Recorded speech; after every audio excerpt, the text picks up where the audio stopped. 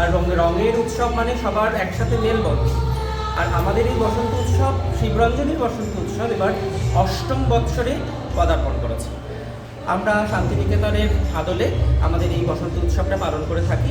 আমাদের সাথে থাকে গানের খেয়া, তাদের গানের ডালি নিয়ে, এবং নৃত্যতে অবশ্যই আমরা। আর এটা তো হলো সবার মধ্যে একটা ভ্রাতৃত্বের বন্ধন। আমরা যেন সবাই একত্রিত হতে পারি সবসময় একসাথে, এবং সবাই যেন খুব ভালো করে সময়টা কাটাতে পারি। সবাই যেন ভালো থাকে, সুস্থ থাকে। আপনার নাম পরিচয়? আমার নাম দেবরাজ ভৌমিক, আমি শিবরঞ্জনীর কর্ণধার।